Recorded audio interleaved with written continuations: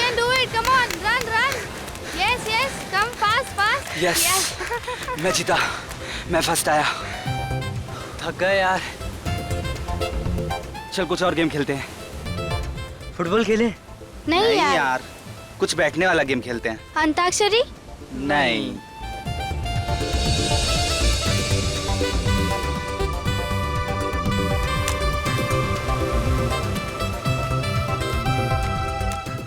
क्या है ये? क्या है? ट्रूथ एंड डेयर खेलेंगे।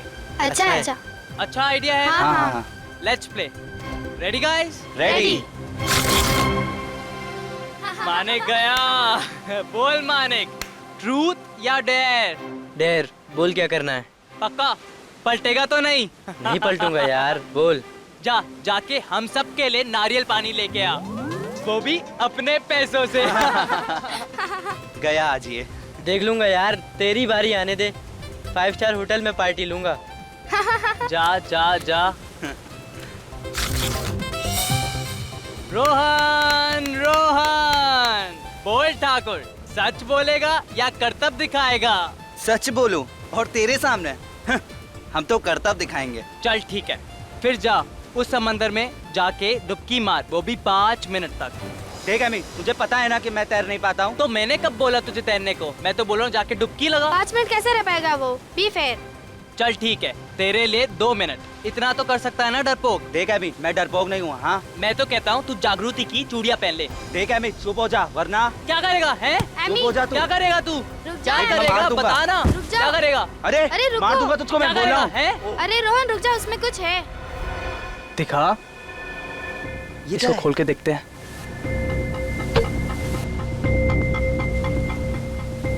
अरे रुक, ये क्लिप है ना, इससे निकाल।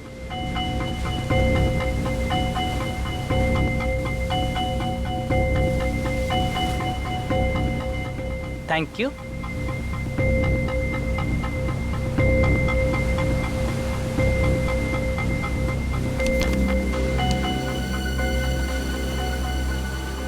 क्या लिखा है इसमें?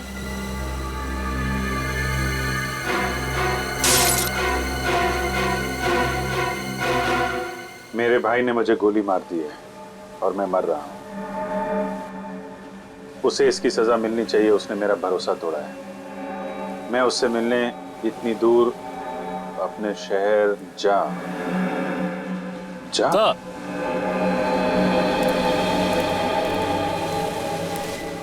इस बॉटल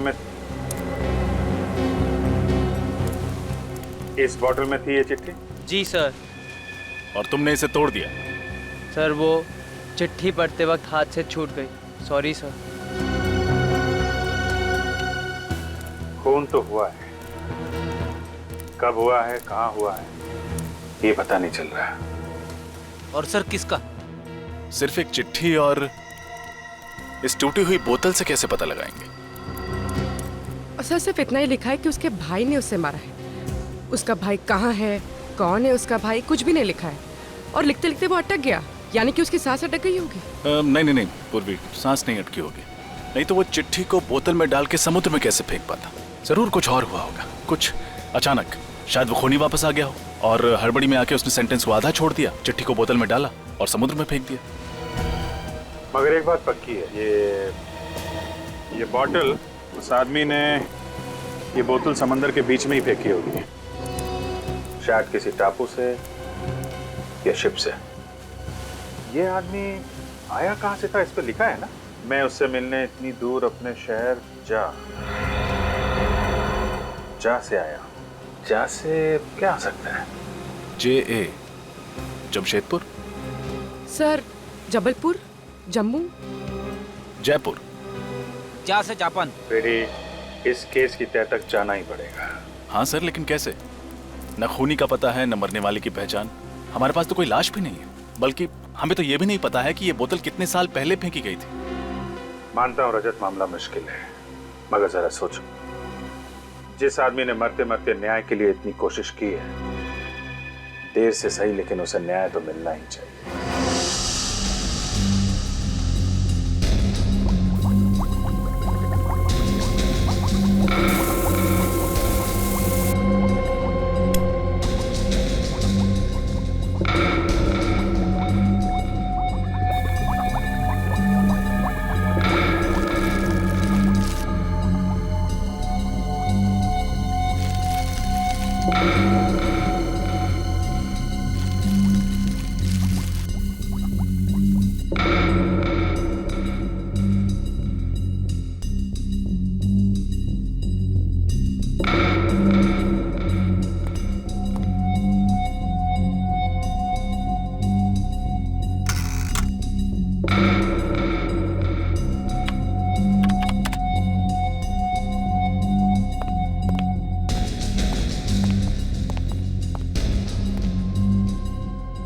बहुत बिजी है, मुंडी ऊपर करने के लिए भी वक्त नहीं है। तो और क्या, मुझे 24 घंटे बिजी रखना तो तुम्हारा परम कर्तव्य है और मानना पड़ेगा बॉस, तुम अपने कर्तव्य को बहुत जिम्मेदारी के साथ निभाते हो।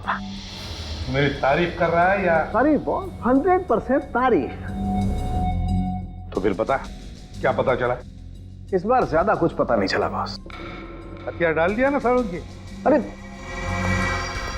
बस क्या है, मैं इस बोतल को अच्छी तरह से चेक करके कुछ और पता लगाने की कोशिश कर रहा था बॉस, लेकिन सारुंखे, हमारे पास ये बोतल और वो चिट्ठी, सिर्फ 2 ही सुराग है, और फिर ये भी पता नहीं कि खून 1 साल पहले हुआ या 10 साल पहले। इसलिए रो मत। एक मिनट, रो नहीं रहा, 1 मिनट ठहरो जरा।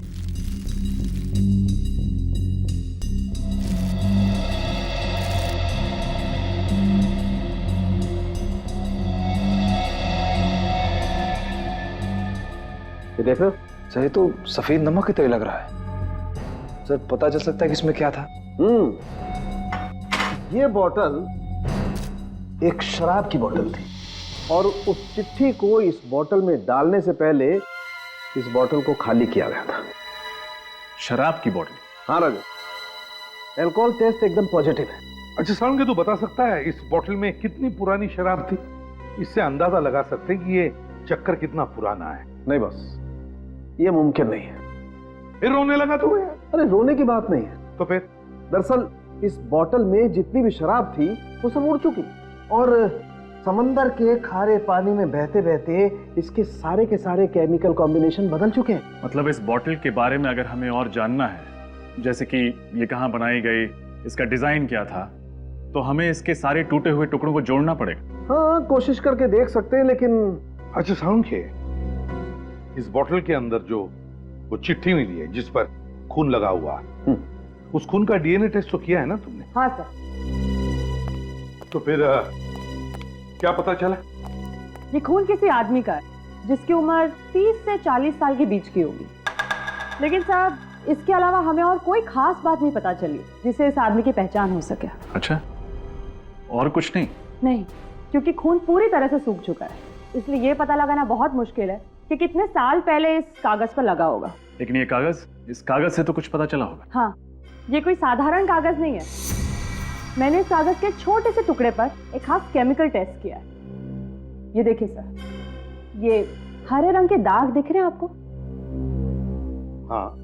ये क्लोरोफिल के दाग है जो हरे पत्तों पे पाए जाते हैं, प्लांट सेल्यूलोज। सर, ये कागज कोई मशीन में बनाया हुआ कागज नहीं है, इनफैक्ट हैंडमेड पेपर है जो सूखे फूल और पत्तों से बनाए गए। और एक बात सर, इस पेपर पर यहाँ पर मुझे कुछ एम्बॉस किया हुआ दिखा है।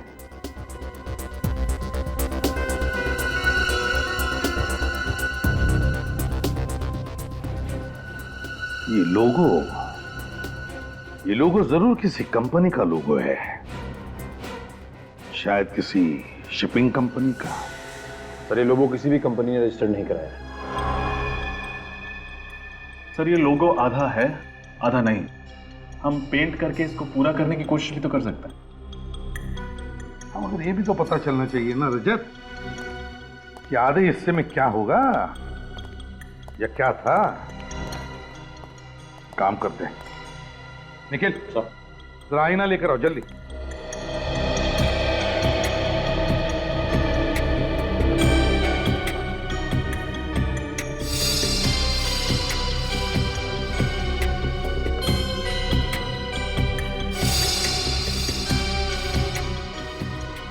ये देखो सर, रिफ्लेक्शन में तो साफ दिख रहा है, बी अक्षर, कैपिटल बी।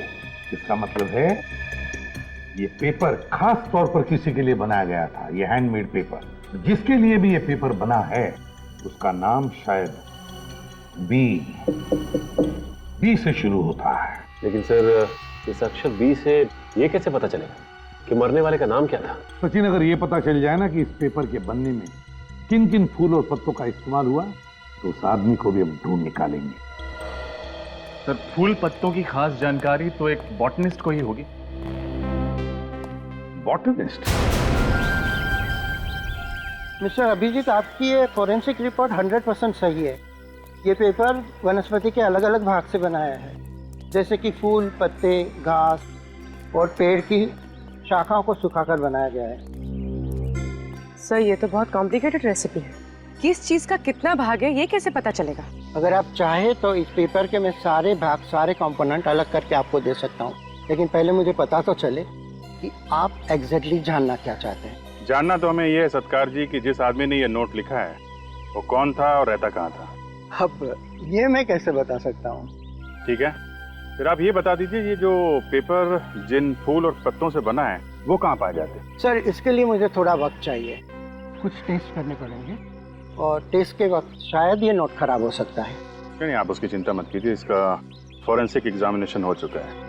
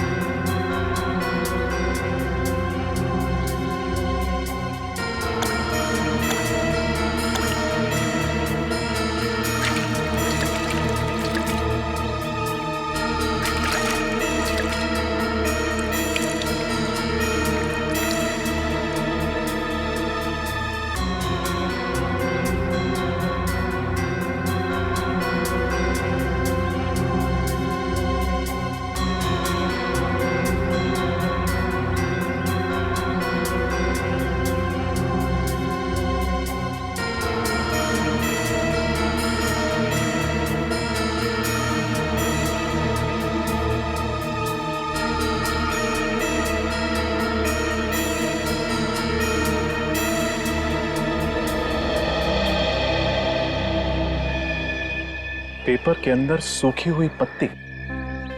ऐसा ही एक स्पेसिमेन मेरे पास भी है।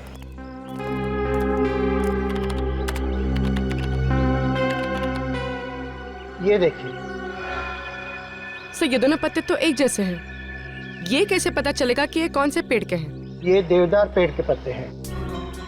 देवदार? ये देवदार तो मैदानी इलाकों में पाए नहीं जाते हैं, पहाड़ी इलाकों में मिलते हैं ना, ये हिल स्टेशन पे। जी सर, 1800 से 3000 मीटर की ऊंचाई पर ये देवदार के घने जंगल होते हैं। सर मतलब विक्टिम बी पहाड़ी इलाकों में रहने वाला था? हिमाचल प्रदेश या उत्तराखंड का हो सकता है। विक्टिम बी ने लिखा है कि वो ऐसी जगह रहता था जिसका नाम जे से शुरू होता है। सत्कार साहब, आपका लैपटॉप यूज कर सकते हैं? जी बिल्कुल। अब देखो, सर्च करो, कोई जगह ऐसी है कि जो जे से शुरू होती है?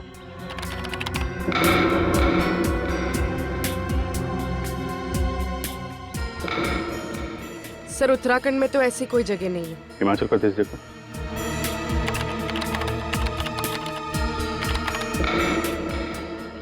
सर ये देखिए जंतवाड़ी, और ऐसी कोई जगह नहीं है जो जे से शुरू होती है।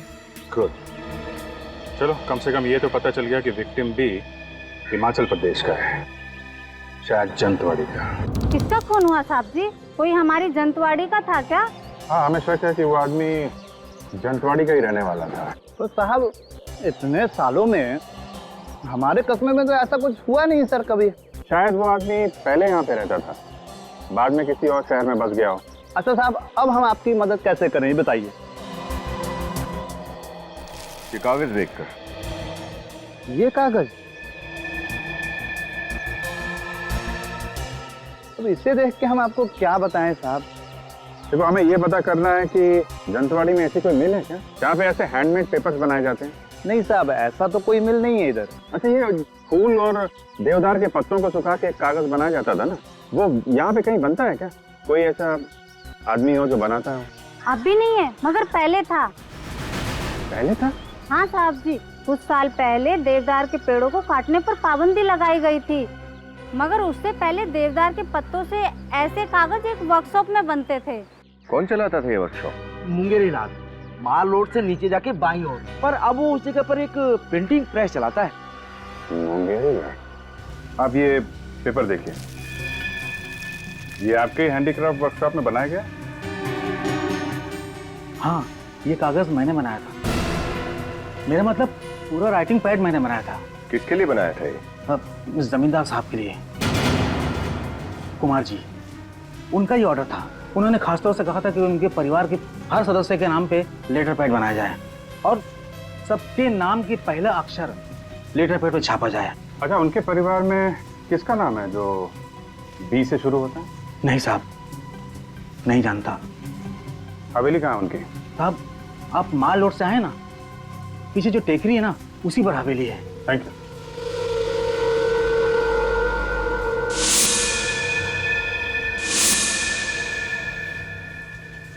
हेलो, सीआईडी के लोग आए थे यहाँ पे।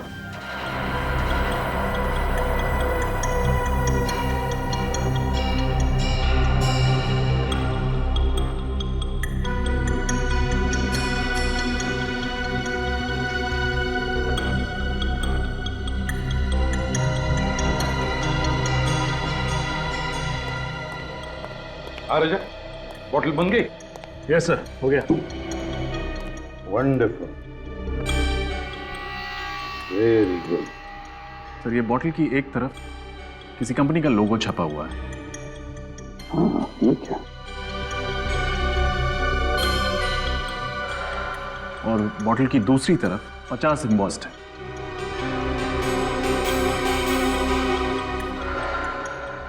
हाँ, 50 साल गोल्डन जुबली सेलिब्रेशन।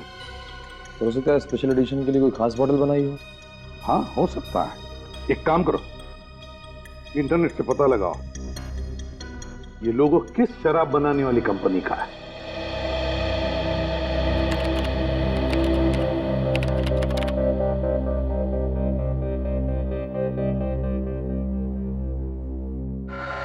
सर, ये ब्राजील की कोई कंपनी, और शराब भी ब्राजील की ही है। लेकिन ये बोतल और उसके अंदर की चिट्ठी मिली हिंदुस्तान में, और मौत हुई किसी हिंदुस्तानी की। पता लगाना पड़ेगा ये कौन सी हिंदुस्तानी कंपनी है जो ब्राजील की इस कंपनी से शराब आयात करती है, इंपोर्ट करती है।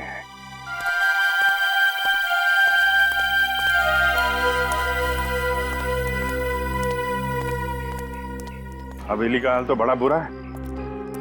देख के लगता है कि यहाँ पे सालों से कोई नहीं आया होगा। हाँ सर, वहां हवेली का गेट भी टूटा हुआ था। और ये देखिए, ये ताला, इस पे भी जंग लगी हुई है। सर, कोई बेवकूफ ही होगा जो इतनी करोड़ों की प्रॉपर्टी को सड़ने के लिए छोड़ रखा है, वरना रेंट पे दे देता, बेच देता, इसको होटल बना देता। क्या कर रहे हो? अच्छे घर के लगते हो। कुमार जी के बंगले में कैसे आए? किसको पूछकर फाटक लांग कर गए हो? देखिए, आप गलत समझ रही है। हम लोग तो रिश्तेदार हैं, कुमार जी के रिश्तेदार हैं। बाहर रहते हैं ना हम लोग, अमेरिका में। तो काफी सालों बाद यहाँ आए तो सोचा कुमार अंकल से मिल ले। मगर यहाँ तो सब कुछ बंद पड़ा है और कुमार अंकल फोन भी नहीं उठा रहे हैं। नंबर वंबर बदल गया क्या उनका?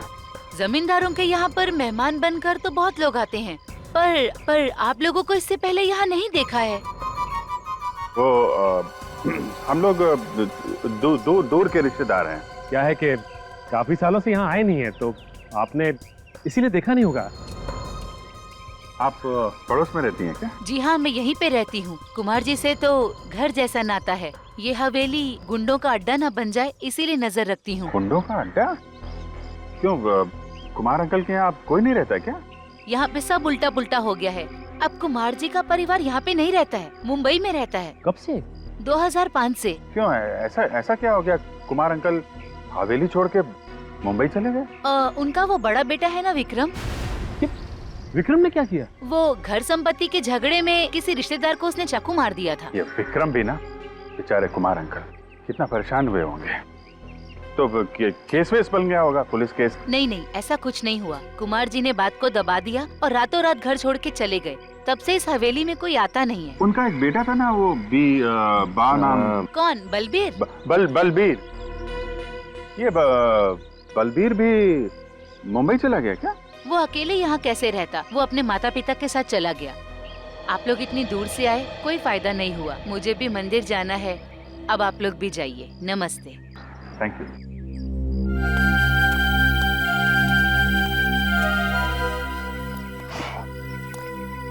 चलो कम से कम ये तो पता चल गया कि मरते वक्त जिस आदमी ने चिट्ठी लिखी थी उसका नाम बलबीर था। उसका नाम तो पता चल गया, लेकिन ये कैसे पता चलेगा कि उसे गोली किसने मारी? हो सकता है उसका राज इस वीरान हवेली में ही छुपा हो।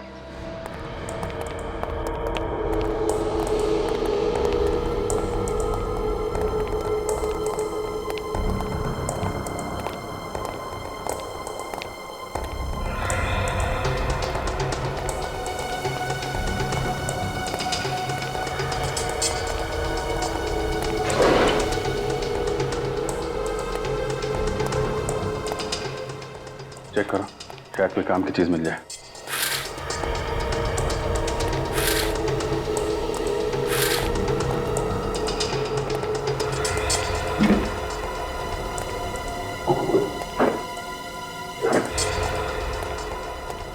कुछ नहीं मिला सर। साहब। हाँ सचिन।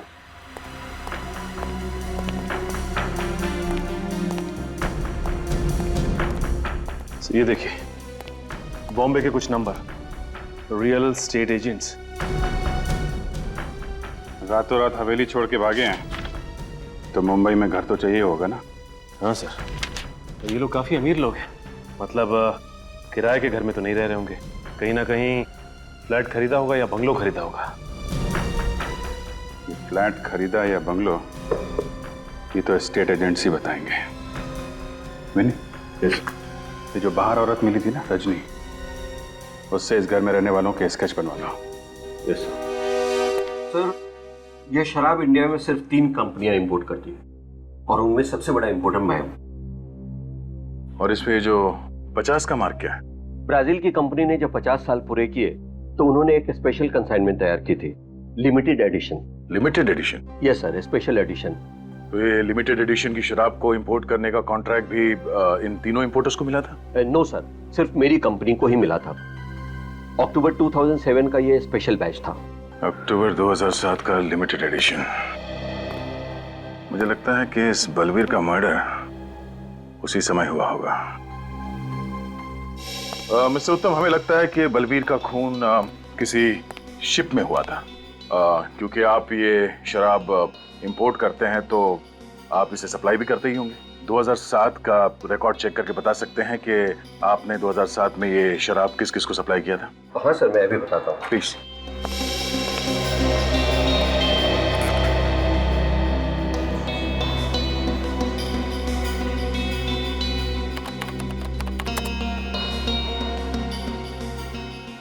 मिल गया सर। अक्टूबर 2007 में ये शराब 2 क्रूज शिप पर सप्लाई की गई थी, एक जेडियो और दूसरा डीएल क्रूज लाइन। जेडियो पर ये कंसाइनमेंट समय पर नहीं पहुंचे सर, इसलिए कंसाइनमेंट लिए बगैर ही उससे रवाना हो गई। दूसरी शिप अक्टूबर 2007 में ये शराब डीएल क्रूज लाइन पर 60 बॉटल का कंसाइनमेंट गया था। Thank you Uttam ji, thanks a lot. My pleasure. अरे नयन सुख, अरे जल्दी कर, तू मेरा असिस्टेंट होके भी आज तक तूने मुझे कोई सुख नहीं दिया रे। ऐसा क्यों बोल रहे हैं सर? अब तक तो सीआईडी भी नहीं आई। मेरे तो हाथ पांव ढीले पड़ रहे हैं सर, कहीं आपके साथ साथ मुझे भी ना अंदर कर दे। मुंह बंद रख और ढूंढ जल्दी। प्रताप जी सर। सीआईडी सर, मैंने तो सिर्फ उनको मकान दिलाया था, बाकी मैं कुछ नहीं जानता सर। नहीं, घबराने की कोई बात नहीं है। अगर आप कुमार परिवार के बारे में कुछ भी खास जानते हैं तो बताइए। हाँ सर, है ना खास बात।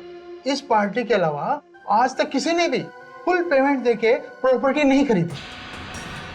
पूरा पेमेंट कैश में? हाँ मैडम, बहुत अमीर आदमी थे पर पैसों के लिए झगड़ते थे। कोई भी साथ रहना नहीं चाहता था। मुझसे कहा कि 3 मकान ले लें, वो भी कैश पेमेंट, ब्लैक मनी।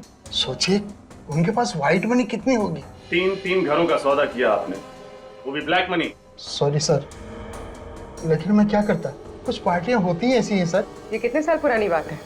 ये जून 2005 की मैडम। जून 2005 यानी 7 साल पुरानी। हाँ मैडम। फिर भी ऐसे स्पेशल क्लाइंट्स का चेहरा तो आपको याद होगा ही। हाँ मैडम, याद है ना। सर ये फाइल मिल गई।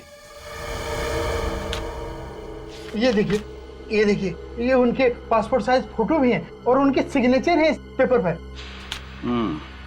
इसका मतलब हम लोग सही राह पर हैं। अच्छा, आपने कहा था कि 3 घरों का सौदा हुआ था, राइट? हाँ सर। सर, एक तो उनके पिताजी ने लिया था, मिस्टर कुमार, और दूसरा उनके बड़े बेटे मिस्टर विक्रम, और तीसरा उनका मझला बेटा अभिमन्यु ने लिया था। और उनका सबसे छोटा बेटा बलबीर, उसने कोई घर नहीं खरीदा? हाँ सर, उसके पास पैसे नहीं थे, इसलिए वो घर नहीं लिया। वो अपने पिताजी के साथ ही रहता था। Thank you. सब बलबीर के पास उतने पैसे नहीं थे कि वो घर खरीद सके या कोई घर किराए पे ले। फिर उसे मारकर उसके बड़े भाइयों को क्या फायदा होता? इसका जवाब तो वो 2 भाई लोग ही दे सकते हैं पूर्वी। पर सर, उससे पूछेंगे कैसे? 7 साल हो चुके इस बात को, पता नहीं बस कहाँ होंगे। उन्होंने मुंबई महानगरी में घर खरीदे थे, और एक बार जो मुंबई में बस गया वो जल्दी कहीं और नहीं बस सकता। इस एड्रेस पर चल के देखते हैं, शायद वो आज भी इसी शहर में हो। डीएल क्रूज लाइनर हमारी ही कंपनी की क्रूज लाइनर थी। हाँ सर, शिप पुरानी हो गई थी, इसलिए 2009 में उसे शिप ब्रेकिंग के लिए शिपयार्ड में भेज दिया गया। और आप जिस सफर के बारे में जानना चाहते हैं वो 3 अक्टूबर 2007 में हुआ था। सर, मेरा यकीन मानिए उस शिप पर कोई मर्डर नहीं हुआ था। आप हमारा यकीन कीजिए कि उस शिप में एक आदमी का मर्डर हुआ था। सर, मैं यहाँ 9 साल से काम कर रहा हूँ, और मेरे जहाज पर कोई मर्डर हो और मुझे पता ना हो, ऐसा तो हो नहीं सकता। 3 अक्टूबर 2007 उस जहाज में जितने भी लोग थे स्टाफ में, उनका नाम तो याद होगा ना आपको? बुलाइए उन्हें जल्दी। जी सर। सुरेश, तुम और राहुल मेरे कैबिन में आओ। पैसेंजर लिस्ट चाहिए हमें। जी सर।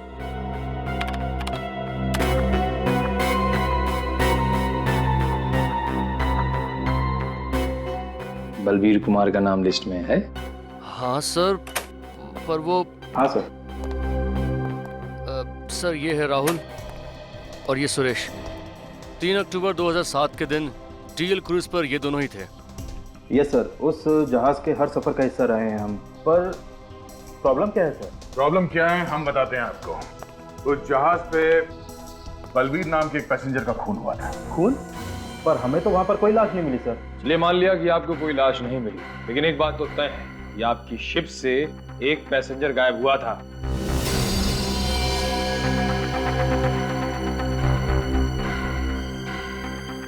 हाँ सर, एक पैसेंजर गायब तो हुआ था।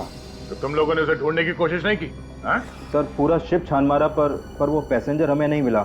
हमें लगा कि वो शायद गलती से समुद्र में गिर गया हो, और उसके फैमिली वालों ने भी उसके बारे में कोई इंक्वायरी नहीं की। तो पैसेंजर लिस्ट चेक करो। बलबीर का भाई या उसका कोई रिश्तेदार साथ में था क्या?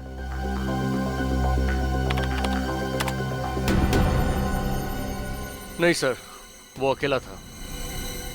इसका मतलब यही हो सकता है कि बलबीर का भाई गलत नाम से एक झूठी पहचान पर सफर कर रहा था। हमें यहाँ बुलाने की वजह क्या है? आखिर चल क्या रहा है? बलबीर की मौत का आपको कैसे पता चला? और आप लोग इतने यकीन के साथ कैसे कह सकते हैं कि वो बलबीर ही था? आप लोगों को किसने बताया? इस चिट्ठी ने। बलबीर ने आपसे खुद कहा कि वो मर चुका है? जी हाँ। मगर कैसे? मैंने कहा ना इस चिट्ठी से। इसमें बलबीर ने अपनी मौत के बारे में खुद लिखा है, जब वो 3 अक्टूबर 2007 डीएल इंडिया नाम के जहाज से सफर कर रहा था। बलबीर ने लिखा है कि मेरे भाई ने मुझ पर गोली चलाई, उसे सजा दिलवाना, मेरा विश्वास तोड़ा है। उसको मिलने के लिए मैं यहाँ बहुत दूर अपने शहर ज का मतलब है जंतवाड़ी,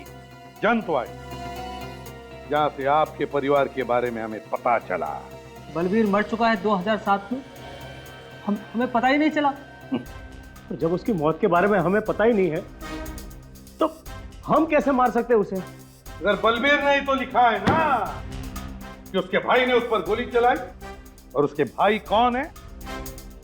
आप दोनों, मिस्टर विक्रम और अभिमन्यु।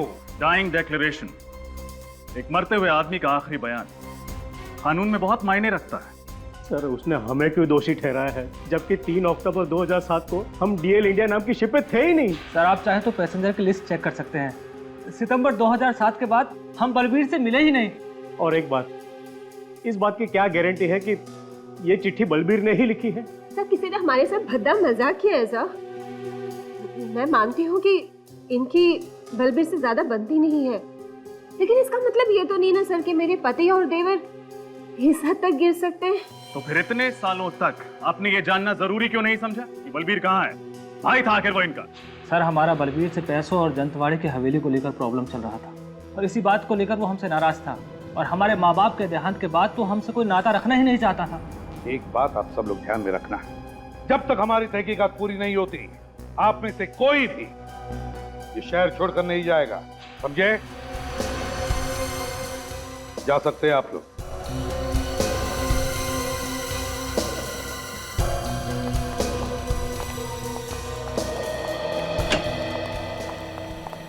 सर हाँ, डीएल इंडिया से ट्रैवल कर रहे हैं सभी लोगों की डिटेल्स मिल गई है सर। बाकी लोगों का तो पता चल गया है, लेकिन एक प्रत्युषा नाम की लड़की है जो गलत नाम से ट्रैवल कर रही थी, और तो और जो एड्रेस दिया था उसने वो भी गलत है सर।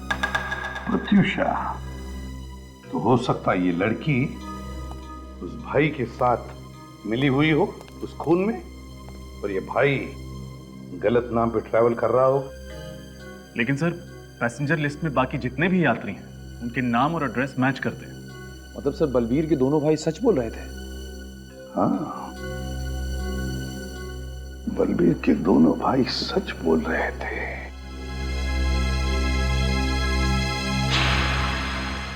अच्छा, क्या हुआ सर? रजत, बलबीर के भाई विक्रम और अभिमन्यु ने हमसे कहा कि सितंबर 2007 के बाद उन्होंने बलबीर को देखा ही नहीं था, और बलबीर की मौत हुई अक्टूबर 2007 में। तो इसका मतलब है उस एक महीने में, मतलब सितंबर और अक्टूबर के बीच बलबीर जंतवाड़ी में ही था, जंतवाड़ी में। सर लेकिन जंतवाड़ी के उस हवेली पर जो औरत थी उसका कहना था कि बलबीर वहां कभी आया ही नहीं, तो क्या वो औरत झूठ बोल रही है? हो सकता है बलबीर उस जंतवाड़ी की हवेली में रुका ही ना हो, जंतवाड़ी में ही किसी और जगह पे ठहरा।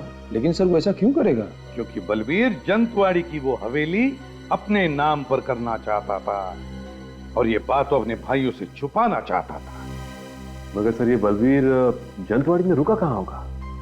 वो तो हम पता लगा ही लेंगे सचिन, पता लगा ही लेंगे, लेकिन उससे पहले ये पता लगाना चाहिए कि ये बलबीर जंतवाड़ी में किस वकील से मिला था।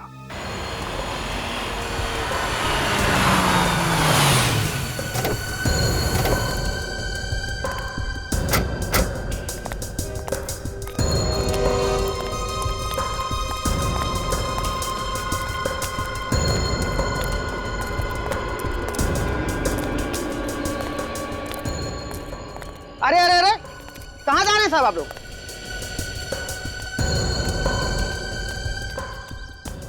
कहाँ जा रहे हैं साहब आप लोग?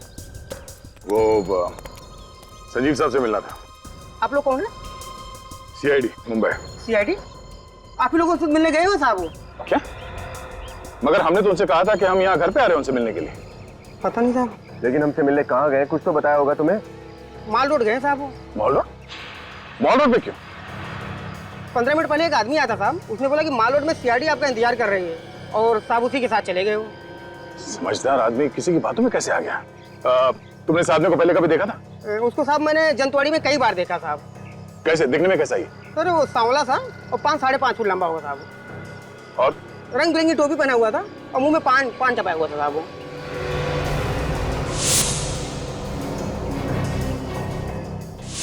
सर हम इस आदमी से पहले मिल चुके हैं, कहीं ये वही तो?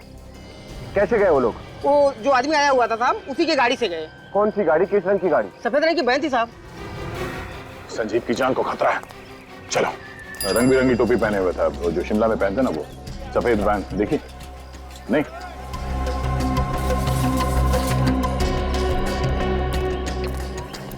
देखिए, आपने किसी ऐसे आदमी को देखा है जिसका रंग सांवला सा है, कद करीब 5-5.5 फीट इंच, और सर पर रंग बिरंगी टोपी पहनता है जिस पर हाथ की कारीगरी हुई है, सांवला सा है, अक्सर पान चबाता हुआ यही मार्केट में घूमता रहता है? और शायद उसके पास सफेद कलर की वैन है।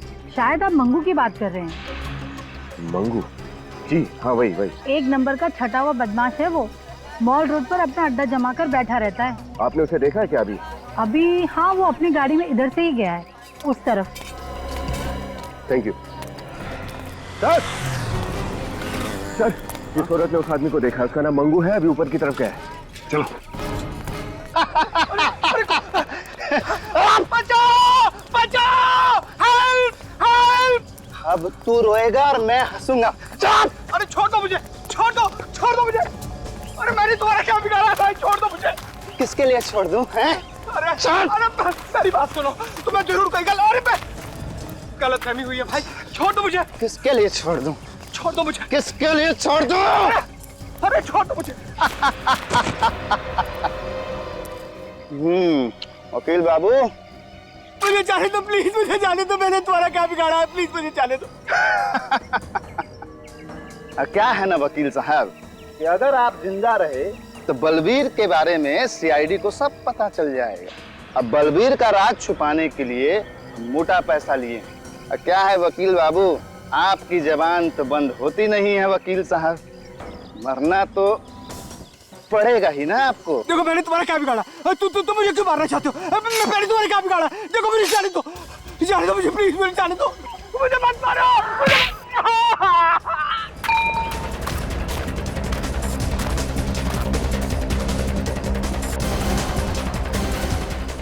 आजा। बहुत जासूसी कर ली मंगू। तेरी जगह यहाँ इस जन्नत में नहीं है, समझा? तेरी जगह कहीं और है।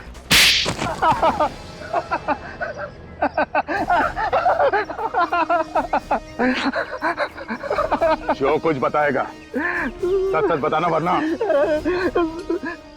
साहब, मुझे सिर्फ इंफॉर्मेशन देने के पैसे मिलते हैं साहब। जमींदार साहब के बेटे बलबीर के विषय में कोई भी पूछताछ करता है, बस मैं उन्हें एक फोन लगा देता हूँ सर। किसको बताता था? अब एक औरत है, मैंने उसे देखा नहीं है सर। औरत?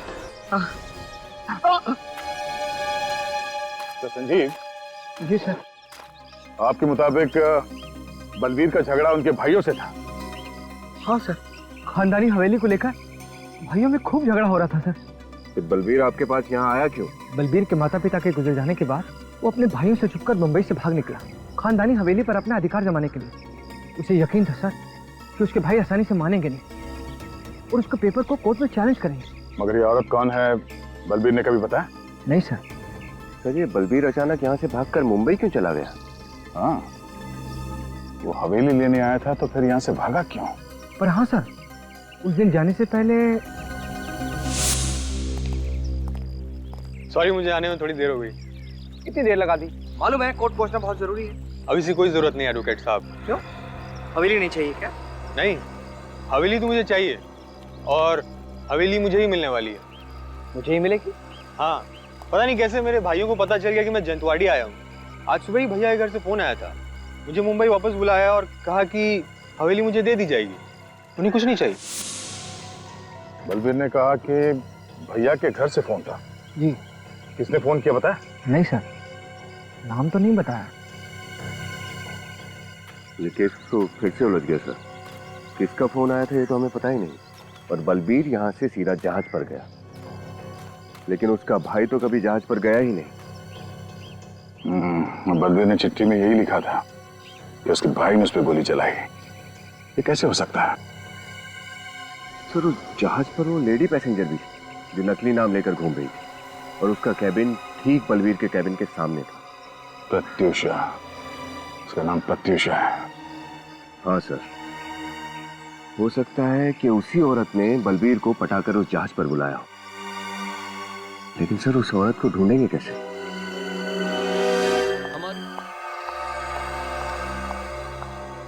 जी कहिए। हेलो मैडम, मैं डीएल क्रूज का मैनेजर हूँ। सॉरी इतनी रात को आपको डिस्टर्ब कर रहा हूँ। ओके।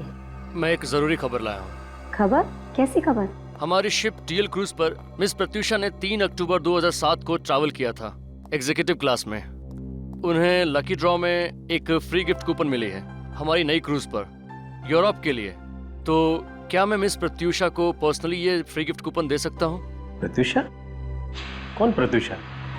देखिए, हमारे घर में इस नाम की कोई औरत नहीं रहती है। आप शायद गलत एड्रेस पे आए हैं। मिस प्रत्युषा, 91 पॉकेट ए, सतारा कॉलोनी, 7 बंगलोज, अंधेरी वेस्ट, मुंबई। बिल्कुल सही एड्रेस पे आए हैं सर। पर आपने सुना नहीं, यहाँ पर कोई प्रत्युषा नहीं रहती है। और ये कैसी शिपिंग कंपनी है कि अपने मैनेजर को रात में किसी के घर भेजती है फ्री गिफ्ट कूपन देने के लिए? चलिए निकले यहाँ से। माया, देखिए, आप लोगों को कुछ गलतफहमी हो रही है। एड्रेस सही है, लेकिन 3 अक्टूबर 2007 को हमारे घर से डीएल क्रूज पे कोई गया ही नहीं था। और ये प्रत्युषा नाम भी हम पहली बार ही सुन रहे हैं। तो क्या हम झूठ बोल रहे हैं? हम पवई से इतनी दूर आपको फ्री ट्रिप देने आए हैं। हमारे पास इंफॉर्मेशन बिल्कुल सही है। हमारे पास सारे पैसेंजर्स की लिस्ट है, ये देखिए। अरे आप लोग तो हाथ धोकर हमारे पीछे पड़ गए हैं। हमने कहा ना, इस नाम की कोई लेडी हमारे घर में नहीं है और हमें कोई गिफ्ट नहीं चाहिए। प्लीज चले जाइए यहाँ से। अब आप लोग यहाँ से जा रहे हैं या मैं पुलिस को बुलाऊं? ये पुलिस को बुलाने की धमकी किसे दे रहे हैं आप? पुलिस को तो अब हम बुलाएंगे। क्या? जालसाजी आप लोगों ने की है। झूठे नाम और दस्तावेज जमा करके आप लोगों ने कानून तोड़ा है। क्या? हमने कानून तोड़ा है? हमने झूठे दस्तावेज जमा किए थे? कैसे साबित करोगे तुम? क्या सबूत है तुम्हारे पास? फोटोग्राफ्स हैं। कौन से फोटो? वही जो शिप पर गाला नाइक पर लिए गए थे। शिप के कैप्टन ने अपने यादगार के तौर पर हर एक पैसेंजर के साथ फोटो खिंचवाई थी। अरे बंद करो ये बकवास। ना ही मैंने यहाँ का एड्रेस दिया था और ना ही शिप पर कोई ऐसे गाला नाइट हुआ था, ना ही मैंने सिरे को कोई फोटोग्राफ खींचा था। तो कहाँ से दिखाएंगे आप फोटोग्राफ? हाँ,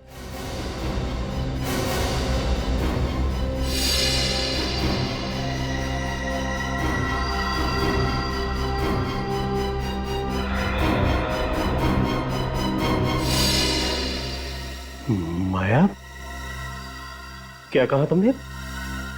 तुम्हें कैसे पता चला कि उस दिन क्रूज पर कोई गाला नाइट हुई नहीं थी और प्रत्युषा ने कोई फोटो नहीं खिंचवाई थी? क्योंकि ये उसी शिप में थी।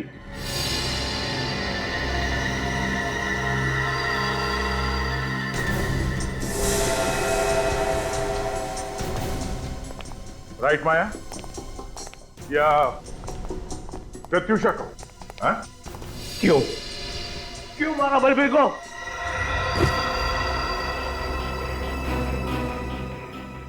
आपके लिए, अपने बच्चों के लिए। इन्होंने तो अपने हिस्से में मिली हुई सारी जायदाद जुए में हार दी। बिजनेस में भारी लॉस हो रहा था। इनका बिजनेस तो किसी भी दिन बंद हो सकता था। पूछिए इनसे। हम लोग जयंती और अभिमन्यु की तरह सुखी नहीं थे। हालात बिगड़ते जा रहे थे। हवेली को बेचकर जो पैसे मिलते ना, उससे हमारा सारा कर्जा उतर जाता। मगर ये बलबीर हवेली पे कब्जा करके बैठा हुआ था और ये इन्होंने भी तय कर रखा था कि हम हवेली में से अपना हिस्सा नहीं लेंगे, सब कुछ बलबीर को दे देंगे। मगर मुझे ये मंजूर नहीं था। इसलिए तुमने बलबीर पर नजर रखना शुरू कर दिया? हाँ, जब मुझे पता चला कि वो जंतवाड़ी पहुंच चुका है अपने हवेली पे कब्जा जमाने के लिए, तो मुझे ये कदम उठाना पड़ा। उस वक्त विक्रम भी काम के सिलसिले से सिंगापुर गए हुए थे। और फिर तुम्हें साजिश रचने का पूरा मौका मिल गया। हाँ, मैंने मौके का फायदा उठाकर उसे फोन किया और उसे कहा कि उसके भाई उसे एनओसी देने के लिए तैयार है। पर तुम दोनों शिप पर कैसे पहुंचे? मैंने उसे कहा कि जब हमारे भी सारे गिले शिकवे खत्म हो चुके हैं, तो क्यों ना पूरा परिवार एक साथ क्रूज पर सेलिब्रेट करे। और मैंने उसे वादा भी किया कि वहां पर मैं उसे एनओसी पेपर्स दे दूंगी। भाभी, आपने तो कहा था कि सारे गिले शिकवे दूर हो गए हैं, फिर मेरे आने की खबर भैया से क्यों छुपाई गई? अरे मैं उन्हें सरप्राइज देना चाहती हूँ। जल्दी करो, वो दोनों डेक पर पहुंच चुके हैं। Come on. अच्छा, और वो एनओसी पेपर्स? वो मैंने अपने साथ ले लिया है, दोनों भाइयों के सामने दूंगी। चलेगा? हाँ, आप चलो। एक मिनट, मैं भी अपने डॉक्यूमेंट्स ले लेता हूँ।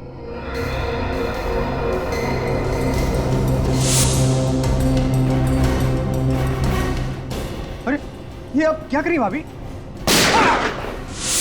बलबीर बेवकूफ तो था नहीं। उसे पता था कि सिर्फ विक्रम के एनओसी से कुछ नहीं होगा, इसलिए मैंने अभिमन्यु भैया का भी नाम जोड़ दिया। एनओसी और अपने भैया से मिलने की खुशी में बलबीर तुम्हारे झांसे में आ गया। और तुमने उसे गोली मार दी। लेकिन बलबीर ने तो उस चिट्ठी पर लिखा था कि उसे उसके भाई ने मारा है। गोली चलाते वक्त मैंने उसे कहा था कि उसका भाई उससे नफरत करता है, तुम उसके रास्ते के कांटे हो, वो नहीं चाहते कि तुम जिंदा रहो। ये सोचो कि ये गोली मैं नहीं तुम्हारा भाई चला रहा है। और ये सुन के बलबीर टूट गया, सदमा बर्दाश्त नहीं कर पाया और चिट्ठी में ये लिख दिया कि उसके भाई ने उसे गोली मारी है। बलवीर को मरे तो 5 साल हो गए, अब तक तुमने हवेली अपने नाम क्यों नहीं कराई? वो सब इनकी वजह से। कितनी बार कहा है इनसे कि भूल जाओ बलवीर को। अगर वो हवेली में इंटरेस्टेड होता तो सबको छोड़ कर नहीं जाता, पर ये है कि नहीं, वो एक दिन जरूर वापस आ जाएगा, जरूर वापस आ जाएगा। पर विक्रम को मालूम नहीं था कि बलवीर कभी वापस आने वाला नहीं था, क्योंकि तुमने उसे मार दिया। भाभी मां समान होती है और तुमने उस रिश्ते को बदनाम किया है और इस घर को भी तोड़ दिया। You are under arrest Mrs Maya. I'm sorry.